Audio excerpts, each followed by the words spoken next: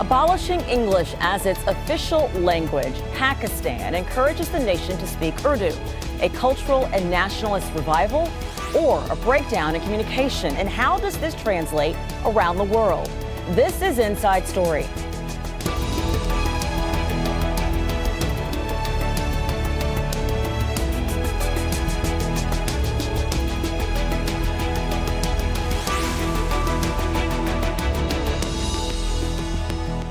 Hello and welcome to the program. I'm Rochelle Carey. English is acknowledged as the international language of the modern era. It's used in business, trade, industry, and global communication.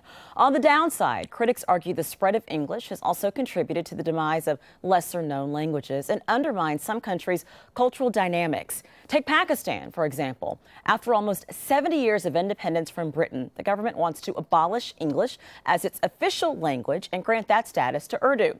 Pakistan's Prime Minister Nawaz Sharif is backing this move, which would mean everything official from government business to passports, utility bills and websites will all be in Urdu, and all speeches made at home and abroad from the president down to government employees will also be conducted in Urdu. The plan is to completely replace English with Urdu within the next 10 to 15 years. It follows concerns that many young Pakistanis are shunning their national dress and language to adopt a more Western point of view. Al Jazeera's Kamal Haider has more on this story for Inside Story from Islamabad. If you visit a bookshop in Pakistan, you will be able to find hundreds of books in English, but they will always be outnumbered by books in Urdu, which is also the country's official language. However, over the years, it has lost some of its relevance because most of the work has been replaced by the English language. Now, the country's cabinet has taken a decision that will ensure that Urdu is restored as the main official language of the country without any confusion. The court has also been taking interest in this matter and asked the government official as to explain as to what steps the government had taken to ensure that Urdu is restored as the country's official language. The court was told that from now on, all heads of state visiting outside Pakistan will address in Urdu, that official work will be conducted in Urdu, circulars will be issued in that language, that there will be translations as well. So a major step underway in order to revive this very rich language here in Pakistan. This is Kamal Haider for Inside Story in Islamabad.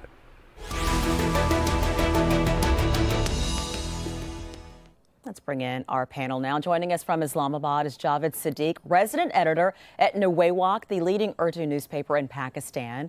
In London, we have Mandana Sefadinapur, director of the Endangered Languages Documentation Program at the School of Oriental and African Studies, University of London. And completing our panel is Olga Fischer, a professor of English linguistics at the University of Amsterdam. And welcome to all of you for this conversation. Javed, I'd like to start with you. What is really the genesis of this movement?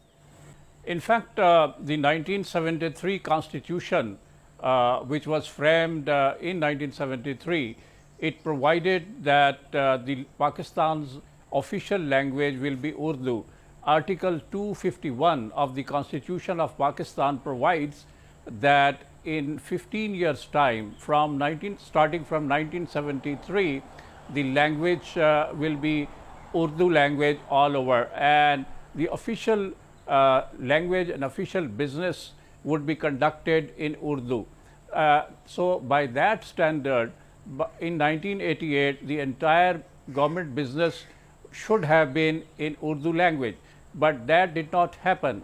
English prevailed and government communication and government business continued in English language. But recently, two prominent lawyers from Islamabad, they filed a petition before the Supreme Court of Pakistan that why the government of Pakistan has failed to implement this important provision of the Constitution and why Urdu has not been adopted as a national language and why Urdu is not being used in government communication, in letters and speeches made and written by the government officials. So on 10th of July, the government responded to this petition in the Supreme Court of Pakistan, and the Attorney General and also the Secretary Information of the Government of Pakistan assured the court that the Prime Minister has signed a summary under which the Urdu language is to be replaced, English would be replaced by the Urdu language. And from now on, Urdu will be the official language. The Prime Minister, the President, and all the ministers would speak and deliver their speeches in Urdu, and their English version would also be provided. Javed, how popular is this? It has been assured. Pardon me? How popular is this particular push to replace English? How popular is this movement? It's very popular because the common people of Pakistan, you know, they speak Urdu and they understand Urdu. And in the most of the public schools, which are run by the government of Pakistan, Urdu is the medium of the education, is the medium of instruction. So people are very happy that Urdu will be, English will be replaced by Urdu, and it will be our national language. But I think the reluctance comes from the top.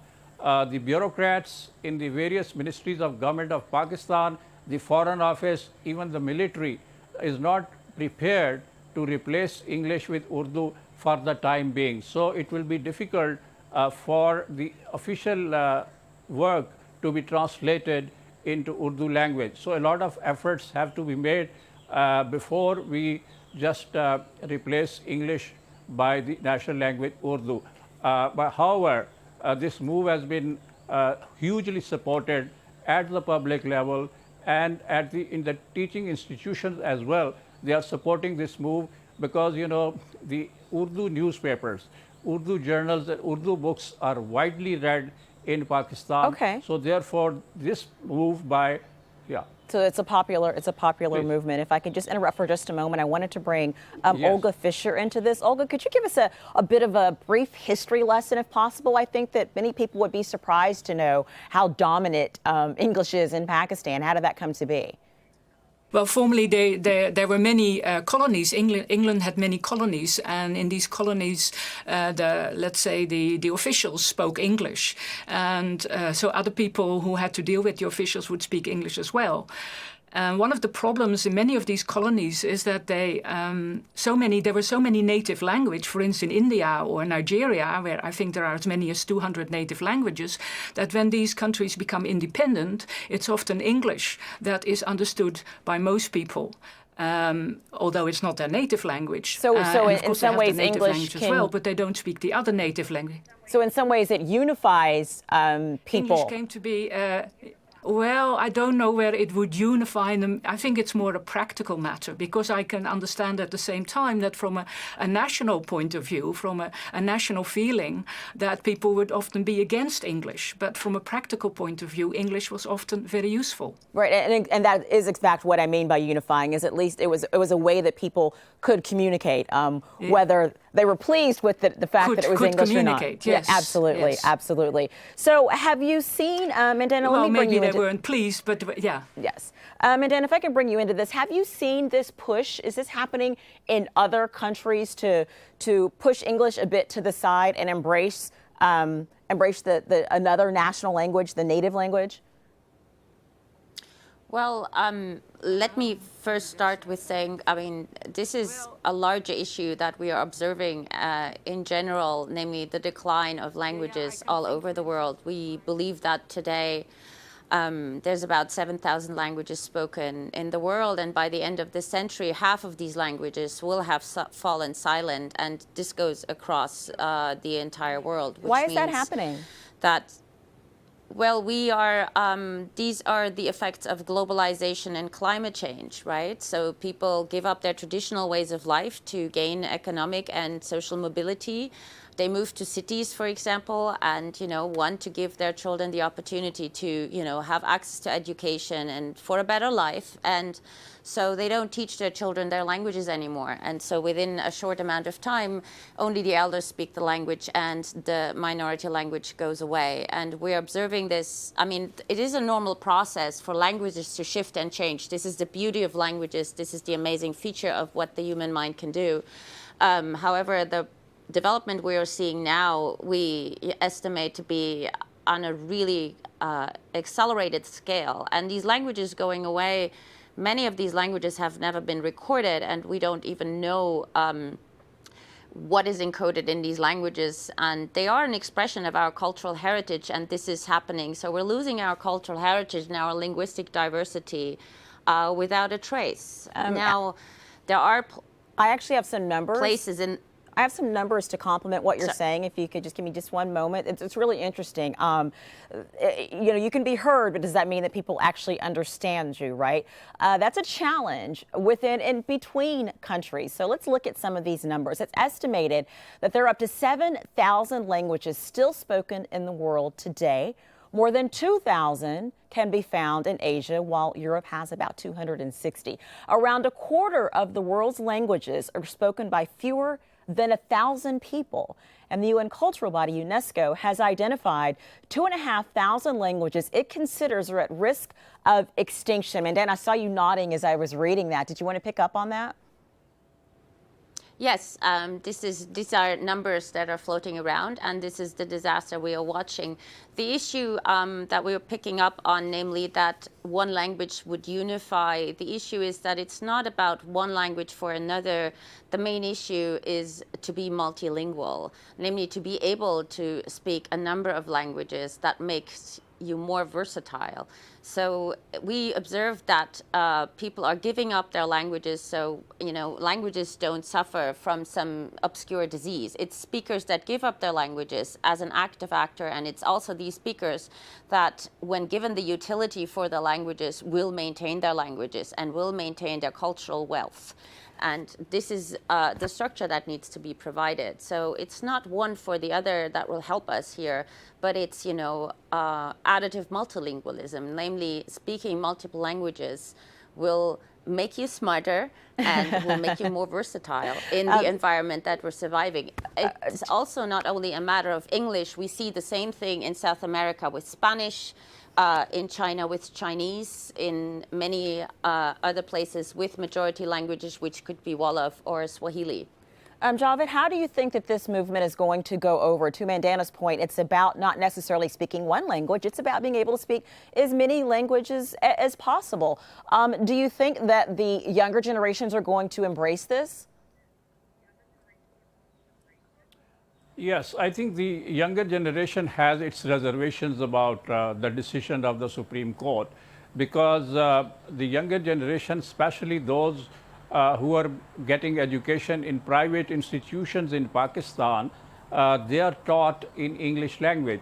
And the younger people who are educated in modern institutions and universities and other schools and colleges, they prefer to speak English, write in English, and therefore they have a reluctance to embrace and accept this decision of the government. Although the government was not very keen to do it and to replace English as a communication between the government offices and the provincial and central government in Urdu, they wanted to continue in English language. But after the Supreme Court direction, the Prime Minister has committed that he and his colleagues in the cabinet, the President and the Chief Ministers of the provinces, they will deliver their speeches in English. All the communications between the provinces and the federal government will be done in English language. So that's the decision which the government has made. The cabinet has approved it. But the people, younger people who have been educated abroad, outside Pakistan, they are engineers and doctors, and they have other skills, and they have come back to Pakistan. They are very fluent in English language. They write, speak English language. So they have a reluctance for accepting this decision. However, the local people, the local population, which is getting education in local schools, the medium of instruction is Urdu. They are quite happy with it. But I think the burgeoning, swelling number of younger people, the youth in Pakistan, still wants to continue writing in English, communicating with each other in English language. So, Olga, could you tell me why is it that certain languages are considered more prestigious than others, and does race play a role in that?